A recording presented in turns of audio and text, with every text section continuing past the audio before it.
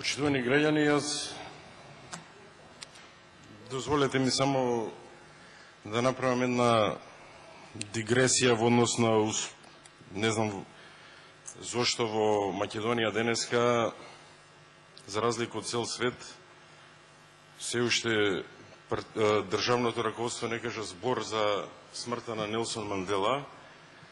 Да подсетам дека покрај ова ццкањето на пратениците од ВМРО ДПМН, можеби не знаат за кого се работи. Например, повеќе и вакви прости коментари од Стефан Анџија, например. Да подсетам дека не постои денеска парламент во светот кој што сега што го проверив немаше минута молчење. Вчера Советот на безбедност во Обединетите нации имаше минута молчење.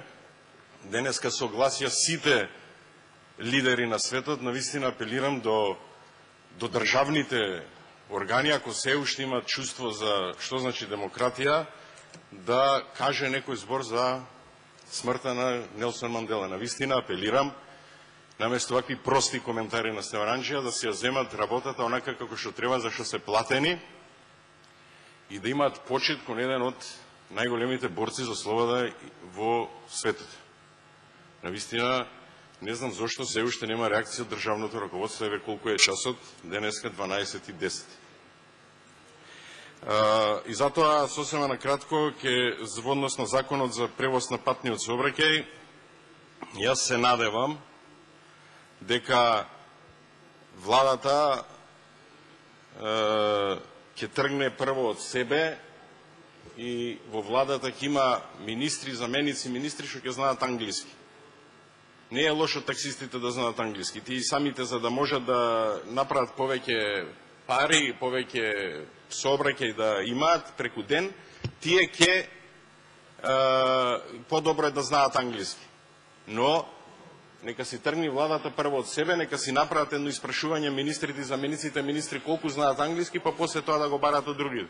Оти денеска гледам, имаме и други закони кои што ни дојдеа во прво читање, каде што се бара нешто од јавните администрација, од сите вработени тестови, компјутерски програми, ама најдобро тоа за пример да ни го покажат во владата, дали го знаат тоа.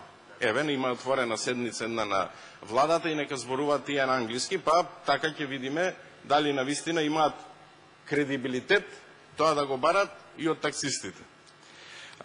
Второ, јас апелирам, бидејќи, впрочем, луѓе кои што биле со такси кои што се возеле например во други држави, во Њујорк, ќе знаат дека таму пола таксисти не знаат англиски, ама тоа е веќе друга работа.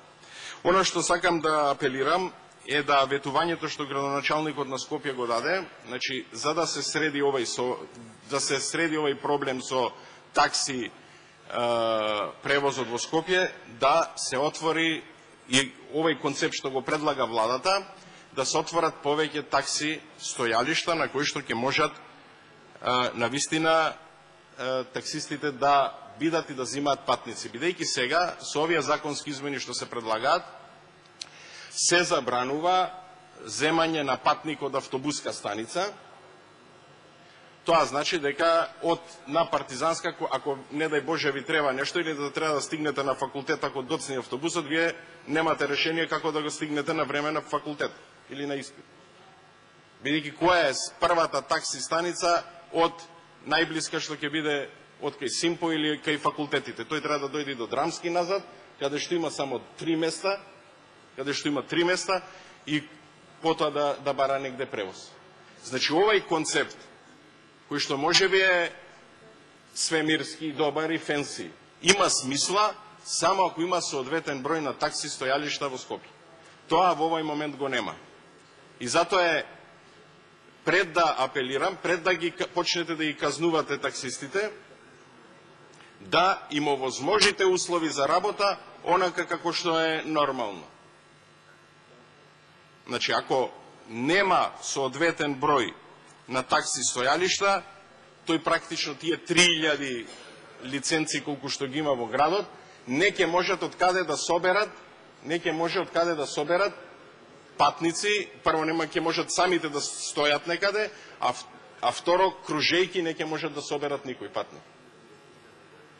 И затоа еве, да апелирам, неќам да овие новите казни што се воведуваат, каже и заменик министерот, од 200 евра, од 500 евра, се само еден дополнителен притисок кон такси превозот. Од друга страна, во Центар имаме ситуација каде што општина Центар и градот се тепаат за паркинг местата. Градот надвор од секоја логика упадна и си одзеде одредени простори кои што беа предвидени за паркинзи, а сега со законот градот ќе бара пак од општината дополнителни места за такси стојалишта. Така да не е лошо да се регулира ова сфера, но апелирам пред да бидат обезбедени соодветни услови за такси превозот, да не започнете веднаш со изрекување на казни, бидејќи од тоа нема никој да има ќар. И затоа јас се придружувам кон барањето на такси издруженијата за обезбедување на поголем број такси стојалишта и за отстранување на дивите превозници кои што стојат на тие такси стојалишта. Многу ветување имаше до сега, се уште се доцни со такси стојалиштата што беа ветени уште во 2010 година, уште во 2011 година, но еве да се надеваме сега дека такси стојалиштата кои се премалку, тоа и на средбата со Коце Трајановски и со Милијана Киевски го скажа Сдруженијата на такси превозниците, ќе бидат направени, ќе бидат обележени соодветно, ќе има и доволен број места и на тој начин ќе може да си остваруваат својата функција, а не да бидат под пресија дека веднаш ќе бидат казнувани, бидејќи реално во Скопје или ако сакате во централното градско подрачје нема доволен број за сите лиценцирани такси возила. Благодарам. Благодарам, господин Стевананција Димитар.